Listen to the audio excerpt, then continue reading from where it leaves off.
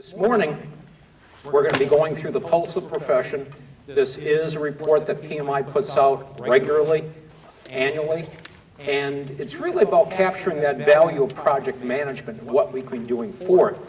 Now, all of you should be giving yourselves a hand for being here in Texas because your economy, it did go down. I know I was part of that downturn in the mid-'80s in the oil and gas and the oil patch, but then how it hit is rebounded. True resilience. And in many ways, you've outpaced the national economy in that way. There was quite a time there when we in Michigan used to say we had a one-state recession. Everyone else was doing well, we were not doing too well. And then the rest of the country just simply caught up with us in a recession, so that when we were in depression on it. Yes, the city of Detroit did go bankrupt and went through that for its various reasons. But you in Texas have done exceptionally well, where you grew by 5.2% versus the rest of the country under 2.4%. And that they are saying, by different economic measures, the economy is starting to weaken here. However, although job growth might be flat or coming down in some places, still in the fastest growing cities in America for 2015, Texas has 5 of them. And the first 3 are Houston, Austin, and Dallas. And there's still 2 more there in Texas that are part of the fastest 10 growing. So that's quite remarkable. So we have 2 different things going. You have an upping economy, but also other things are coming down, such as the price of crude. So we have to be dealing with these different issues. Okay, very good. Now, just an FYI, I was on the board of directors 2008 to 2013, and at the fall board meeting in 2008, Ricardo Vargas, who did become our chair the following year, in the area of project management, he noted that it's really, when we talk about it in our strategic plan of PMI, it really deals with the management of projects, programs, and portfolios.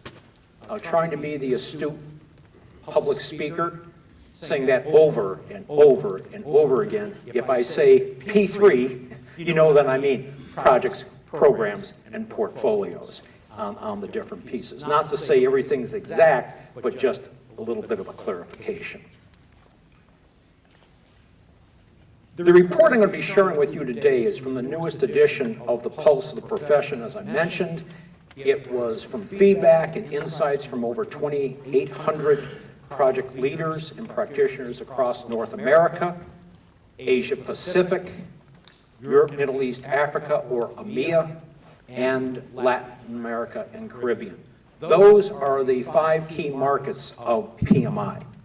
And of course, you can all get the full report online if you wish. Now, as PMI looks at the state of project management and project, program, and portfolio in 2015, as we mentioned, there's a number of global dynamics which are now affecting us and how they critically affect how we are going to operate. Yes, we have a sluggish economy, but then other emphasis on how organizations perform. One of the things that PMI prides itself on, making project management indispensable for business results. I also would remind people, but also organizational success and working towards a just, participatory, and sustainable society. So it isn't just the triple constraint, time, cost, and quality, it's also how the organizations perform. And we find that in these findings of the Pulse of Professions from PMI, some things have gone up, some have gone down, but a lot of it has actually stayed the same. And so being a researcher at heart, we always have the question of why this is happening. So when we look at going back a year and a half ago to January 2014, the leading economic indicators were our world economy will grow by 3.6%. Unfortunately, at the end of the year, they had to revise that to only 3.1%. But then again, it went up in 2015 from just the first 6 months to 3.8%. There's a lot of different forces at work. Some things are doing well, but then there's others, such as Greece. Anyone Greek here? so many people, I'm Italian, part of my ethnic background, and when you look at some of the consternation there, it makes sense, the person of that ethnic background. You know, it's kind of business as usual. You have a lot of different things going on, but then the economy still continues. And in a way, that's what project managers do, right? You simply work through all the noise and other pieces. And in the Asia Pacific, North America, Middle East, we are seeing more growth opportunities than in the past. Parts of Latin America and Africa are challenged. So we see these things where, how do we get the swagger back for the whole world economy? And so one of the questions is, how do you compete in a sluggish world economy? And so it's really aligning your projects with different strategic initiatives and having the right project managers. Now, you might be wondering, why are project managers and having the right one important when we talk about strategy or strategic initiatives? And if you think about that, what really is a strategic initiative? And it's really projects and programs with the goal of gaining that competitive advantage for that organization, whatever it might be. How many of you are involved in nonprofit organizations? Is that a competitive world out there? It isn't just the for-profit, but others, and also the way some companies run themselves. It's not-for-profit, in a way. But it also then relates whatever we're doing as projects back to our strategy. And so that's one of the things of what we need then is people who have the right credentials and skills to be able to lead strategic initiatives.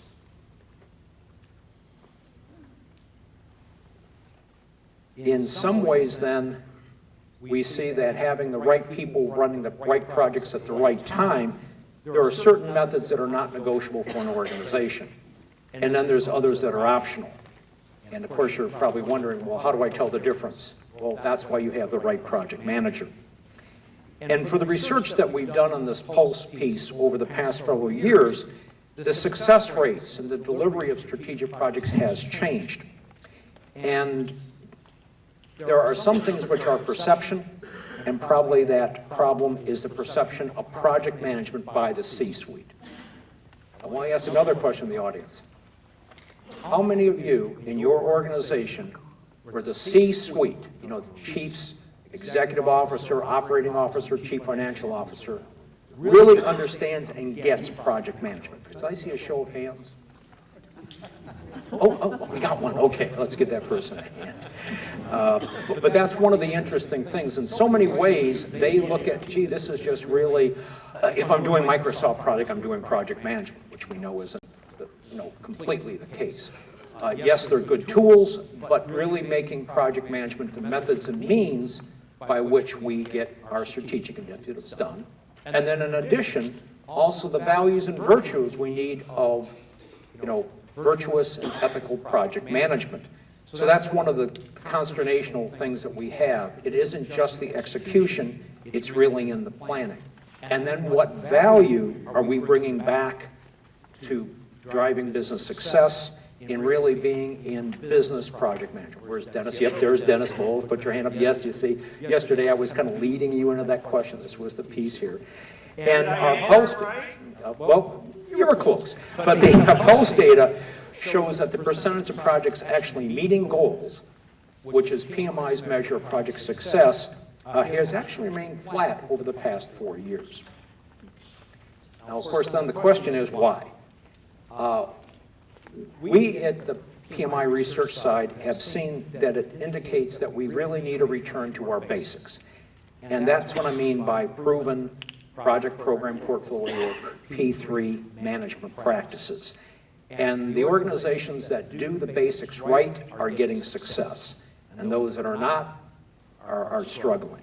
So in that sense, in maturing our P3 practices, we'll reduce risk, cut costs, and improve project and program success. Now, a quote from our Chief Executive Officer and President: when what you do is not unique, how you do it becomes your competitive advantage. So those of us in the construction arena, Would you say that's correct? Okay. How about in other industries like banking? You know, what was part of the economic meltdown we had in 2008 was certain bankers kind of making their own rules, you know, one of the pieces. So in a way, we're all stretched to be doing things not in the exact, but in a similar way. So the execution then becomes important. And of course, that's where we do need a return to basics. And from the research that's been done, high-performing organizations that create this competitive advantage by embedding project management mindset in the culture, they've adopted global standards, they understand the importance of a highly trained, professionally certified workforce, and as a result, they're reaping the products and rewards of a disciplined approach to strategy implementation. My mother, God rest her soul, was a phenomenal cook. And one of the things people would always remark about after they came away from the table was, wow, that was a good cup of coffee. And my mother, first generation Italian, can anyone tell me what is the secret to a good cup of coffee? Anyone? Pardon me? Got an egg in it. No. The water. What's the secret ingredient to a good cup of coffee? Yes. Coffee. You can't make coffee without coffee. Believe it or not, many years ago I played football. And I was on the line, center, and what have you. But one time, I got to carry the ball. And I got tackled, and I fumbled. And the coach got me, and he grabbed me right by the face mask. And you talk about getting focused really quick. And I think they teach you this at, coaching school, and it's, all right, Moylan, what's the first rule of football? You can't play football without very good, all right. One summer, idle hands, workshop of the devil. My father felt, got to keep this boy busy, so he had me paint the house in the garage. And it was one evening, I was trying to finish the peak on the garage, on the back, and I was on the very top step. Oh, that was totally against OSHA, right? But I was pushing, and I'm trying to get the last little piece, and I didn't want to get down, so I'm pushing and scraping.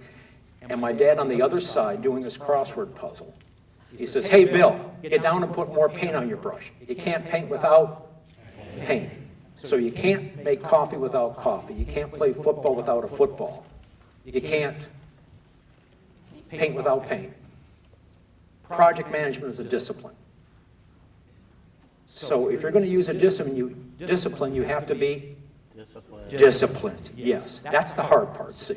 So many of the things we're talking about here, it's simple, but it doesn't make it easy. And so how do we get organizations to be disciplined? That is really one of the key pieces what we're having.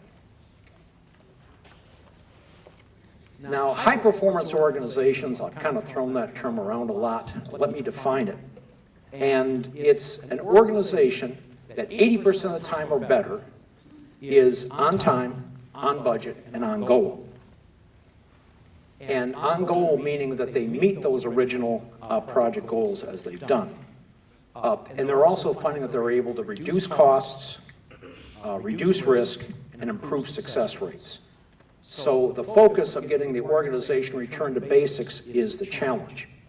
And in doing this, of getting project management embedded in the organization, really is that mindset, it must be part of the culture. And that is really what gives us that sustainable competitive edge that I was alluding to.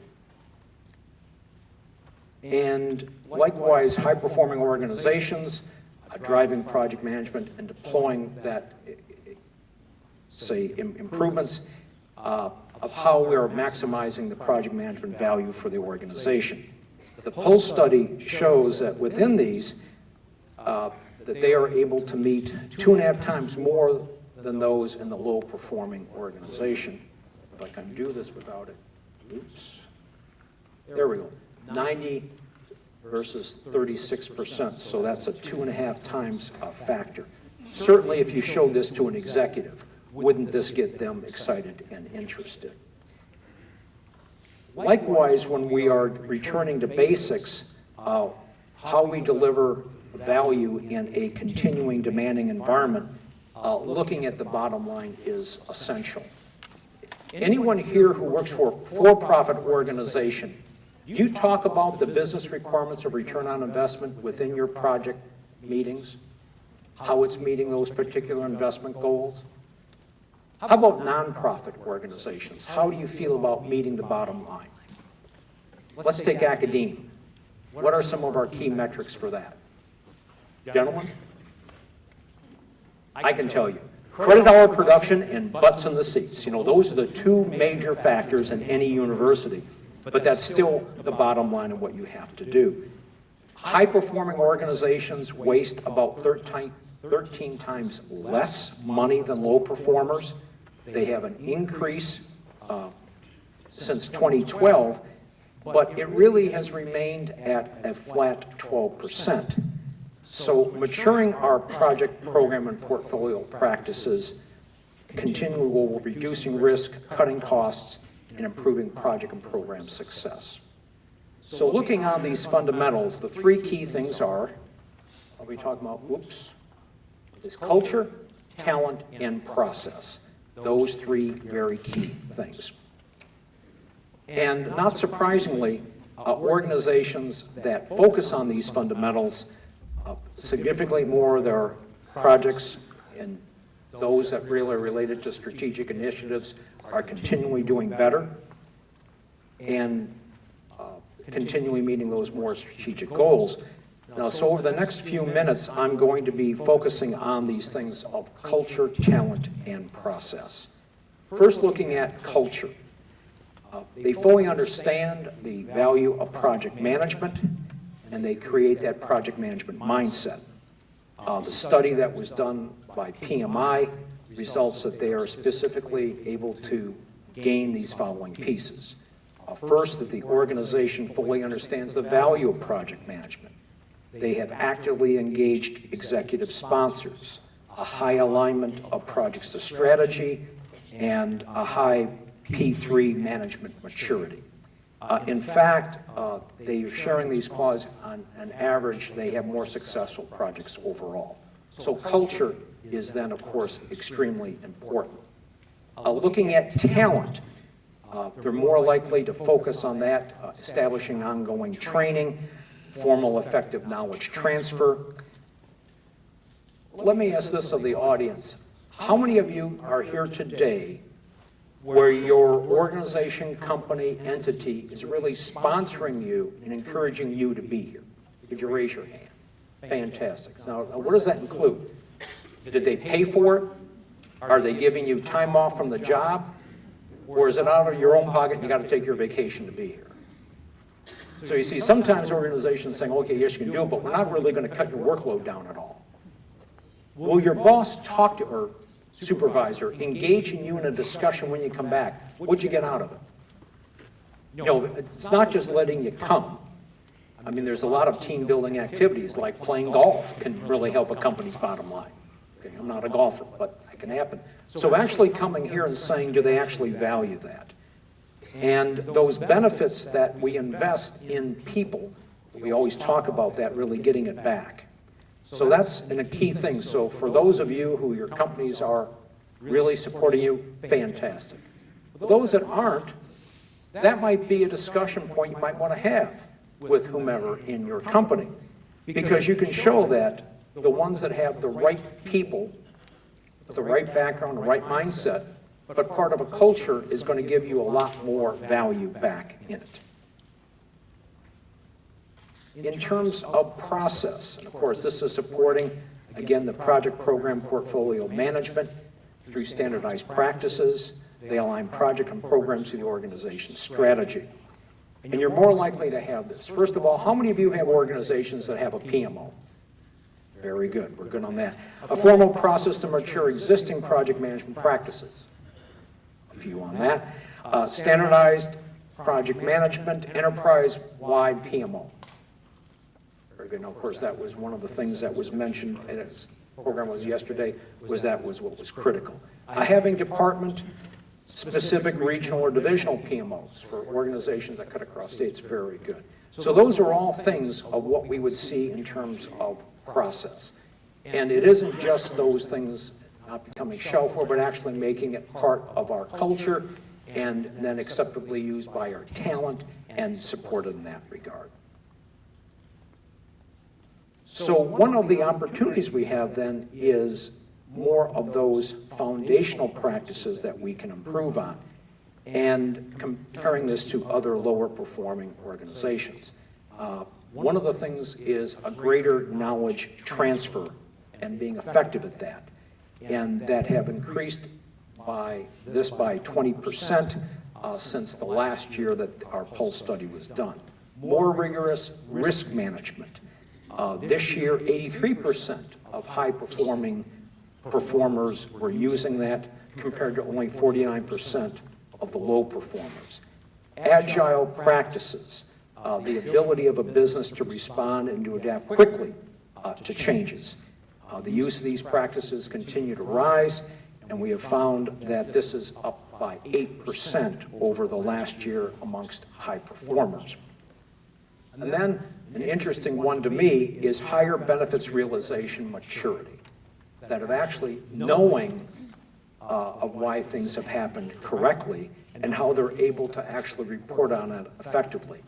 Sometimes once all your great work that you're doing, you're getting great success, but if the organization doesn't recognize what's going on, have we actually have done well? Knowledge transfer is truly an important part, and we can see that it's about capturing and sharing all those different lessons learned and to ease the impact of losing the experienced staff and not repeating past mistakes. Again, from the audience, how many of you have a formal, say, lessons learned process on the end of any project? Very good. And those things get shared, that's fantastic. One of the things I found on very large construction projects that I was involved in the Middle East, at the end of the big project, 95% of the people were 4 sheets to the wind, you never saw them again, and all that knowledge went out the door. And being able to capture that became very critical. And also truly understanding why you were successful and what you did that wasn't quite well. Now here's a big question. How do organizations capture these experience and knowledges of the older workers? Because we're retiring.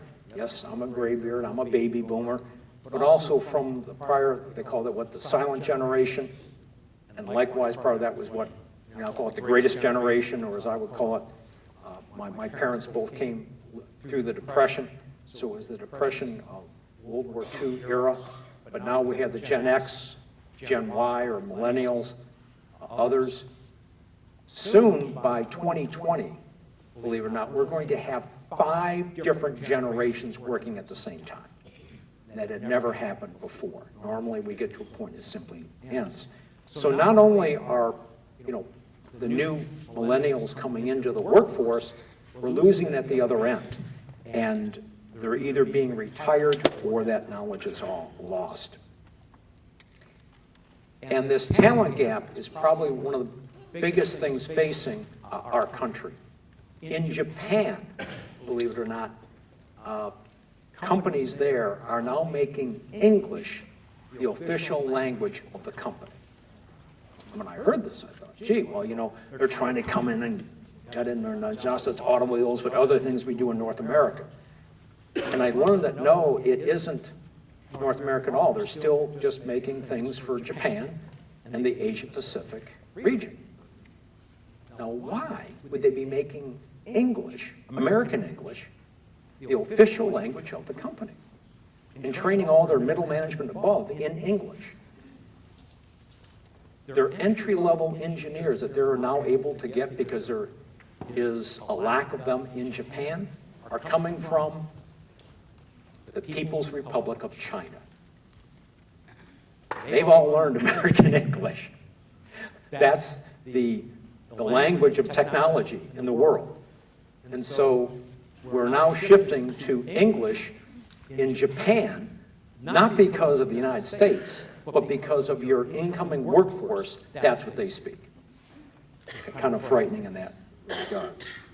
And one of the things about this widening talent gap of being able to put more of that training into place, and that's really going to allow us for the future growth, why, if training is so critical, why aren't more organizations using it? Any? Because it's hard.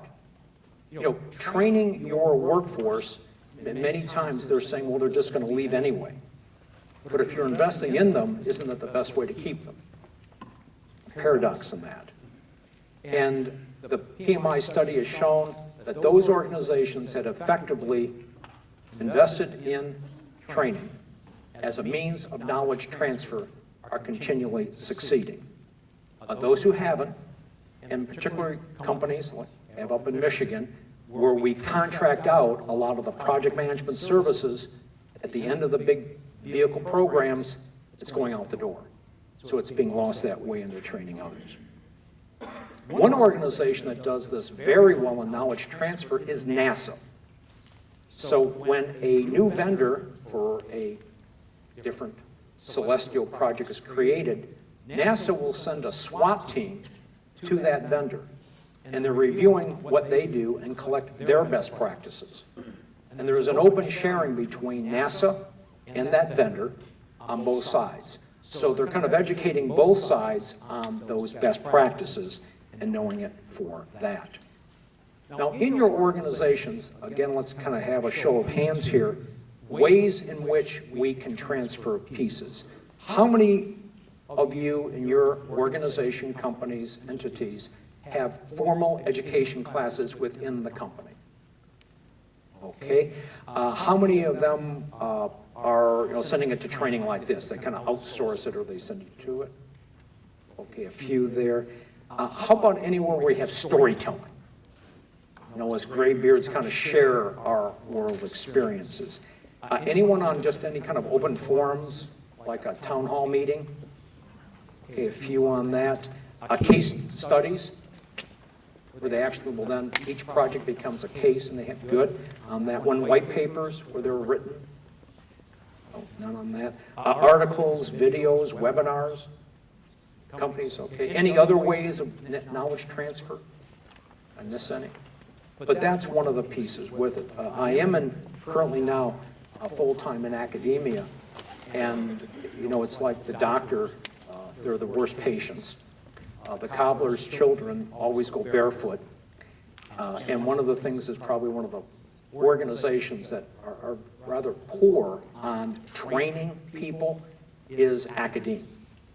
We just expect you're a subject matter expert and you know how to do these things, but actually the art of teaching is something to be learned. I found this on the School of Hard Knocks ways and how we relate to different audiences and the different practices. So now universities are more coaching us, at least I'm finding that in a full-time position, and giving us that ways of actually now, of course, what our business is, knowledge transfer. And I asked in one of these pieces, well, should we be having some of the older faculty, I shouldn't say by age, but the more seasoned people sharing their experiences? And the room was quiet. So I kind of happened to help start some of those things, or brown bag lunches of newer faculty or part-time, where we would get together once a month and just share different experiences and what worked and what not. And it's been quite a interesting, I'm not saying the culture has shifted, but it's certainly now recognizing how we can share our experiences with each other. That is probably one of the most easy or low-hanging fruit ways of transferring knowledge, is simply having those brown bag lunches to be able to share different information on that. In the area of risk management, being more rigorous on this, it is shown in our whole study that 83% of high performers report more frequent use of this compared to only 49% of the lower performers. Probably risk management is the heart of project management. Another way of saying it, my colleague Chuck Bosser would call it, project risk management is really project management for adults. That when you're able to address and really incorporate this into your projects, programs, and portfolios, that's really showing that you are moving up the maturity scale. Anyone work for Fluor? Here, we're international. Don't see one. Okay, I'm not going to speak against them, but they are a multinational engineering and construction firm. They have a major office here in Texas, and really managing project risk is at the center of managing their bottom line and their profit. So aligning profit with risk and the repercussions of not managing it correctly is extremely important to them. And having been a client on the other side and how they would manage it, that was also very important to the client. And in a large company like Aramco, when they're hiring a multinational, we know the work is eventually going to get done. But the most important thing was the project control. And the biggest piece then is instilling better customer confidence is positive risk management. Another important part of companies that are doing very well is agility. And that isn't just using the agile methods in IT projects, but being agile, incremental improvements, being very tenacious in the way we approach project management, all ways of improving it up. Agility does have a significant impact on outcomes.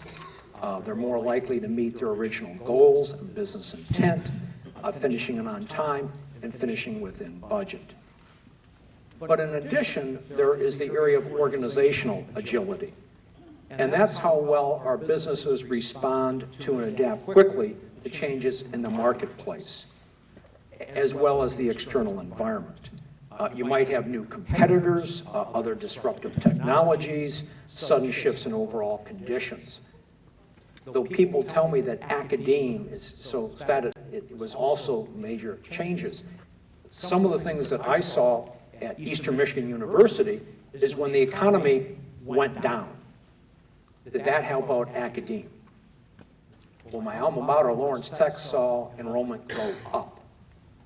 It's because the way they approached this opportunity. When the economy was going down, the way the traditional state institution responded, well, gee, now, the parents aren't going to be able to afford to send their children to college. And I said, time out, the parents aren't paying for my students, they're grad students. It's their companies, or it's coming out of their own pocket. So that was a real shift in what had occurred, and how well can you respond back. And so just being agile thinkers of being able to think different ways is critical.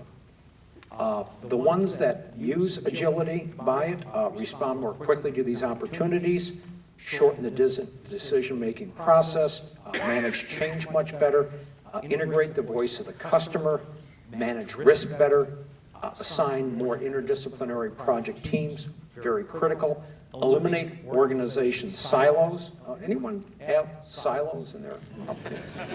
You're good. Just a few there. Implement better contingency planning, using more interactive project management practices, and leveraging technology. All important parts of being agile.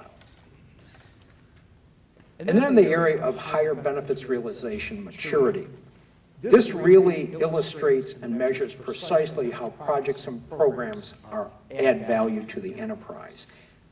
Organizations that do this, we're going to benefit more in understanding the value of what they're going to be getting back. But also, it's capturing those hard facts that need to showcase the return on investment that the project management is bringing.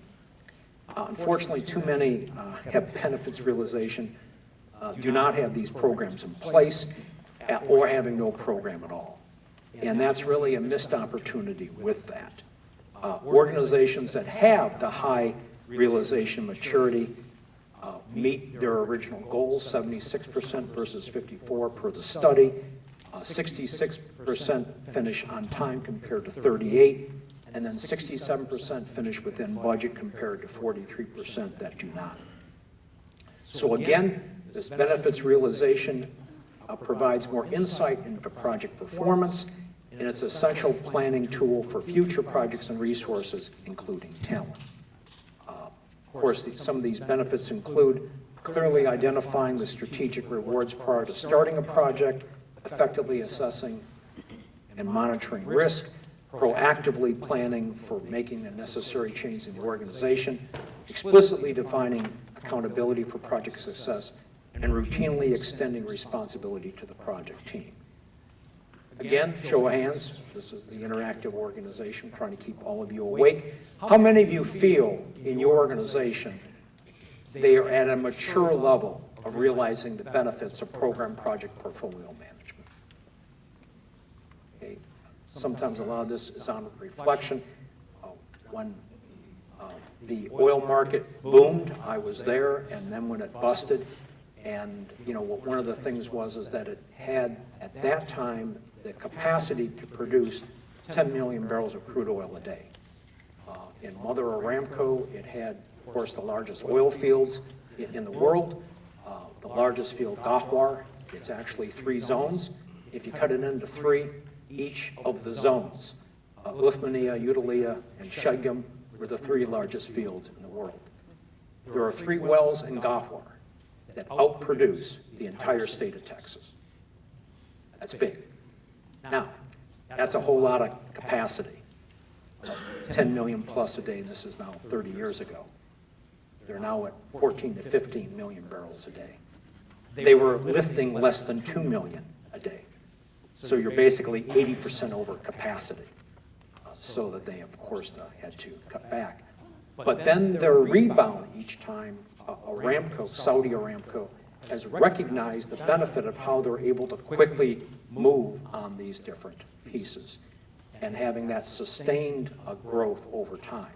And within the company, within the kingdom of Saudi Arabia, believe it or not, program project management as an effective use of that is considered by them as one of their key, say, values and skills. So it's an interesting piece. Too bad the United States doesn't do the same. Being able to send people to the moon. Where is our D-Day speaker? Here. Just very, very interesting, that most critical project in history, the D-Day invasion on that. And that's one of the interesting things when we look at our national wealth, it's intellectual capital and how well that could be improved. Now, in some final words, it does show that organizations are wasting, believe it or not, $109 million for every $1 billion invested in projects and programs. Now, that's a little over 10% of the budget. Now, in a very large project, that's kind of lost anyway. We put enough contingency in, but it's really not acceptable. Because at $109 million for every billion, that's another project or program that could be happening. And it's really a missed opportunity for all of us.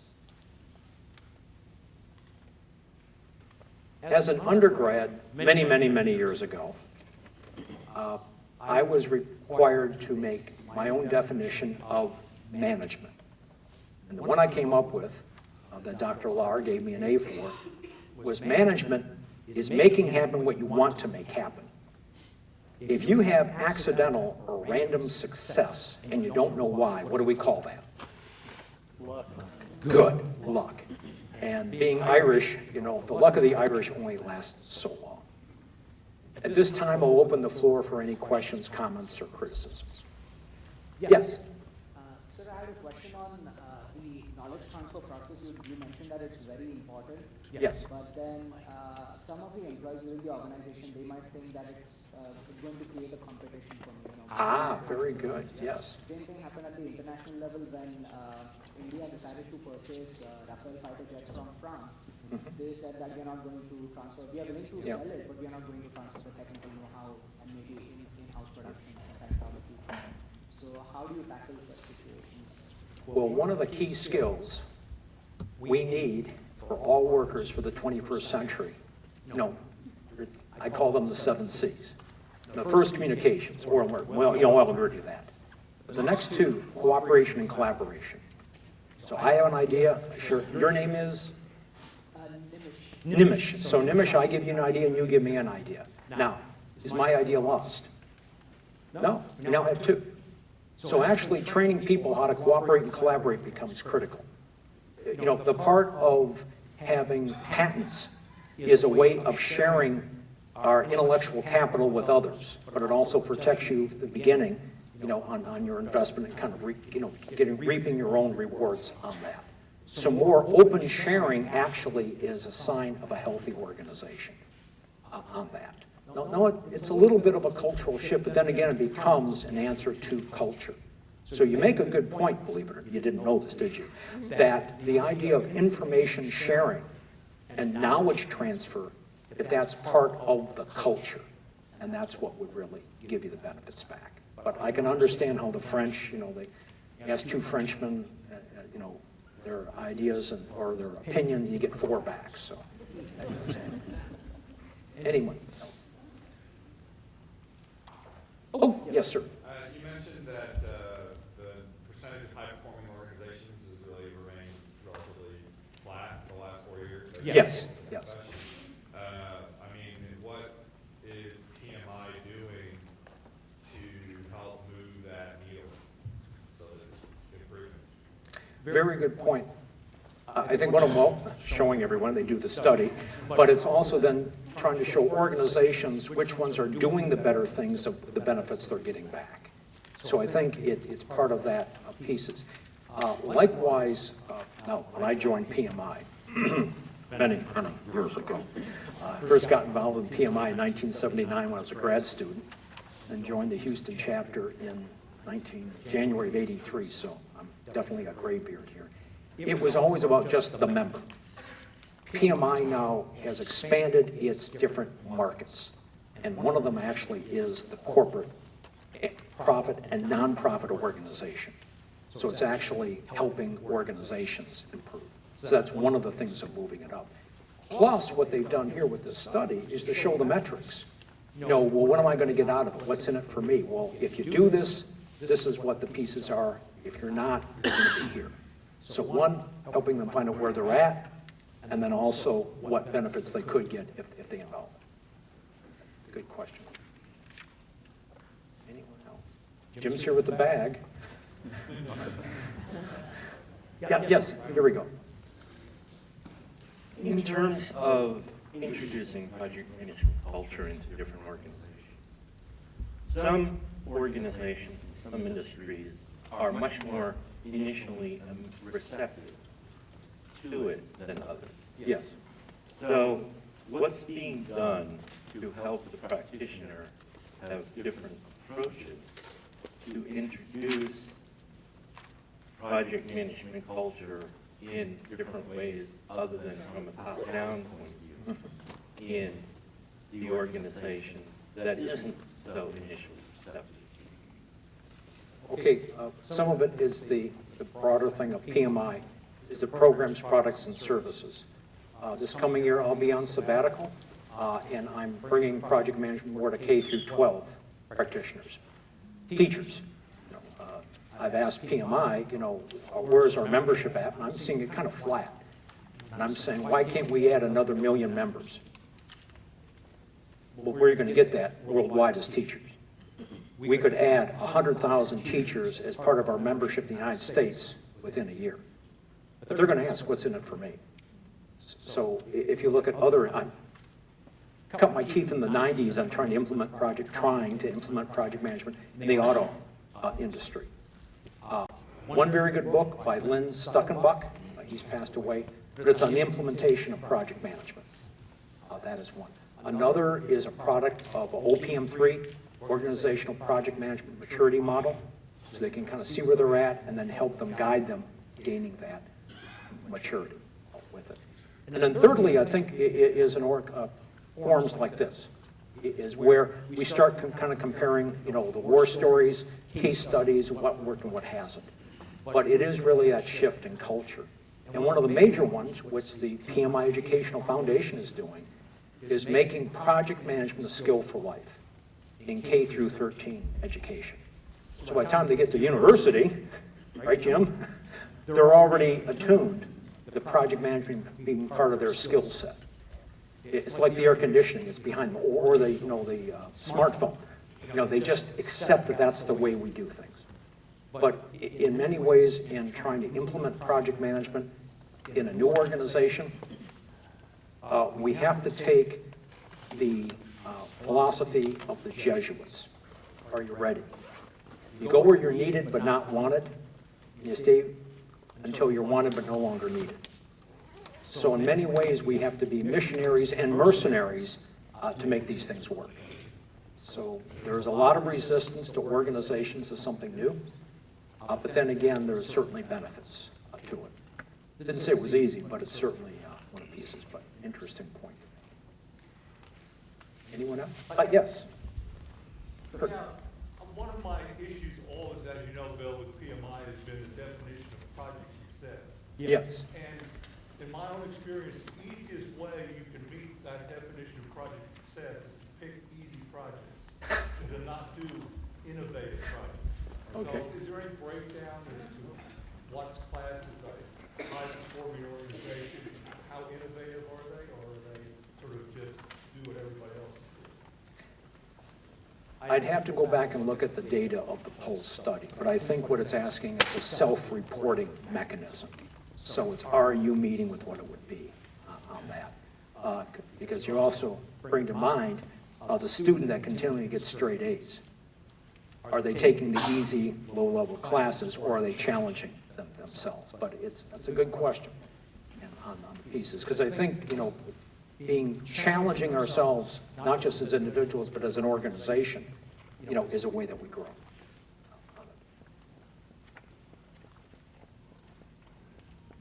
I have a question. Yes. Several years ago, I think 4 or 5, the Canadian team and a couple other people did a study, about $1 million worth of studies on effective project management and things like that. Remember that study? Okay. And one of the conclusions of it was more study is needed. And Yeah. has there been another study, do you remember that? Yeah, yes, it was, but also Bill Ibbs had done one on using earned value. It was very, very extensive, but it didn't conclude anything. Yes, and it just showed that, you know, that's the typical researcher. What we need to, you know, the results is we need to do more research. The second part of the question is, you show a lot of distance center companies that is Yeah. effective. Is there any plan to make a study that says, why are they different from your PMI? What makes them different? Why are they more successful? That I don't know, but I can find out. But I think, but you bring up a very interesting one, is comparing, contrasting the successful versus A lot of not. data, but, you know, why is there a difference, I think. And also, I would think too, it's in that same application and company. Now, to do that, it may be taking a page from the Construction Industry Institute, which is at University of Texas, Austin, and that is when they were looking at improvements in safety. And the members of CII, it's not what you or I would join, it's what a company joins. The base membership is $50,000 a year, not cheap. And if you're an organization in it, and you then said, yes, I will report all of my safety and all my construction projects in this way. And it's rather onerous, because then you can really be doing the comparisons. But what they've shown is for that base level of $50,000, if you want to be on a project team doing research, it's $75,000. If you want to lead the project, it's $100,000. And that's where they get the money to do the research. But then they found that even though this is not cheap to be a member of it, is that they will save, are you ready, better than 10 times that amount. Sometimes one company, Walbridge in Detroit, for its $100,000 a year that it spends, was saving over $12 million a year on insurance, because it was considerably below, you know, of the norm of what the industry was doing. So they felt that was a great return on investment. I think that's what PMI has to do, is when they engage a company like what you're saying, is, yep, you got to pay for this, but look at the return on investment you're getting back. And that study, I think that was where it was from, out of Calgary, that they had that. But her name is also escaping me, but it was kind of leading to, what's the return on investment of using project management? So, Okay. Another question? yes. And this would be for also the university. In the research that Dennis and I are doing, one of the questions we ask is, what are the requirements for the PMO manager or the project manager, portfolio manager? And in very few cases do we see that there is any educational requirement related to project management, E3, in those items. You know, a degree in business management, a master's in business management, things like that. I don't see the promotion of the degrees in project management, MBAs with project management folks, because a master's in project management, or any of those really being promoted in the industry and shown as requirements to hold these management positions. I can't get a position in accounting without an MBA or an accounting degree. I can't be head of accounting, but I can be an accountant and head of the project management organization. So we have a disconnect between educational capabilities and competencies as seen by executives for the positions in project management versus those in the other siloed portions of the organization that have a large time history of education versus performance. Well, in answer to your example on accounting, the person needs to be a certified public accountant because there are legal requirements with that. So however you become that CPA of getting there, having a master's is not a requirement for an entry-level position, but it's certainly going to help you to go up the chain. So it's a nice to have, and what they're doing is they're culling people who are going to be doing those executives of what they would be. So people would, students, potential students would ask, should I get the master's or should I get the PMP? My answer is do both. Because really those professional certifications and maintaining it is a level of your professionalism on it. It has also been discussed within PMI over some years, should we license project managers? You know, would that make the difference? And that would come back to the area of public safety, as well as other legal requirements. Public safety, like being a professional engineer, you know, being able to endorse or stamp design pieces with it. So, you know, it's that liability issue with it. But I think too, you know, that what's been said, you know, about the Aggie. How many Aggies do we have here? Good, okay. Right. So, do you know any good Aggie jokes? Right? There aren't any good ones. There aren't any few on that. But my boss one time, Frank Doherty, God rest his soul, and I said, hey, Mr. Doherty, I got this great new Aggie joke for you. He goes, and I said, don't worry, Mr. Doherty, I'll say it loud and real slow for you. Then he says, okay, Moylan, what is it? I'm going, Of course, his recall-back is, what do you call an Aggie 10 years after graduation? Boss. You got it. So you see, it's part of that culture of what's the right way to get someone there. And so it's that recognition, you know, of credentials as a way of feathering, but it's not the only piece. I think that people are hired for their technical knowledge, probably experience. They are promoted for their potential, and they are fired or demoted for their lack of people skills. So on that. Yes, Dennis. We are actually seeing some organizations that are implementing enterprise-level PMOs, the executives are requiring certification, and within their executives. That's a very positive move. Yes, very good. Another question? Oh, just to your left, your right. There we go. So catching this from personal experience and then also what I see at the chapter level, I go to the Fort Worth chapter, which is a very good chapter. They try and get very good speakers, and they do a really good job of that, I think 90% of the time. Oh, that 10% was when I spoke there? No. Just ask. I mean, they can't count 1,000. But anyway, but there's been many times that the chapter, or they're listening to a speaker, And I think, well, this is really good, and I look around and I think, well, I don't need to be hearing this, CEOs need to be. And so, the way I relate to this is that, you know, about a year and a half ago, I was getting a lot of phone calls from recruiters that wanted somebody for project management. And I also had my Scrum Master, so they were after that. Their job requirements were ridiculous. Some of the things that they asked for, first of all, the recruiter didn't know what they were talking about, but they had a shopping list from some company or some organization, and they just wanted to fill the boxes. And they really had, you know, my first question to anybody who ever calls me is, well, what's your project, and do they have a team, and do they have a PMO, and what's the projects they're doing? They have no clue. So I think what I'm trying to say is, I think teaching us is really good, but do you teach leadership people the same thing and says, this is the framework?